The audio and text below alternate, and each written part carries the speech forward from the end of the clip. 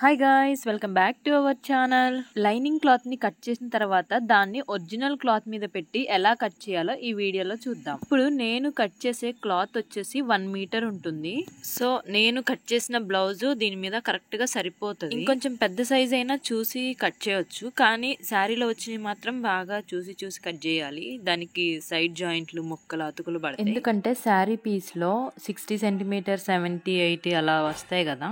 మనం original piece యొక్క design బట్టి లైనింగ్ ని కట్ చేసుకోవాలి. మాక్సిమం బ్లౌజ్ కి జాయింట్స్ పడకుండా ఉండేలా చూసుకోవాలి. లైనింగ్ బ్లౌజ్ కటింగ్ అనేది మనం కట్ చేసే విధానంలో కూడా ఉంటుంది.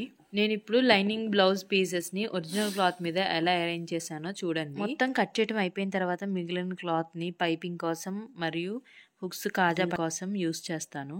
కొన్ని సార్లు హుక్స్లకి, కాజాలకి క్లాత్ మిగలదు. అలాంటప్పుడు నేను వేరే క్లాత్స్ మిగిలిపోయినవి ఉంటాయి కదా, వాటితో వేస్తాను. వీడియోని లాస్ట్ వరకు చూడండి ఫ్రెండ్స్. వీడియో నచ్చినట్లయితే ఛానల్ని సబ్స్క్రైబ్ చేసుకోండి. సబ్స్క్రైబ్ చేసుకోవడం మాత్రం మర్చిపోవద్దు. మరిన్ని వీడియోస్ కోసం ఛానల్ని సబ్స్క్రైబ్ చేసుకోండి ఫ్రెండ్స్.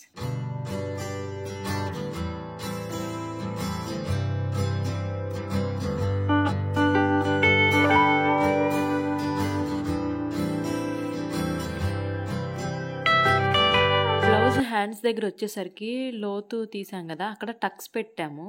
సో వీడియోలో చూపించిన విధంగా హ్యాండ్స్ని అరేంజ్ చేసుకొని హ్యాండ్కి ఫ్రంట్ సైడ్ ఏమొస్తున్నాయో చూసుకొని కరెక్ట్గా సెట్ చేసుకోండి, ఇట్లా ఆపోజిట్ డైరెక్షన్స్లో. సో సేమ్ అటు సైడ్ మళ్ళీ టక్స్ పెట్టండి.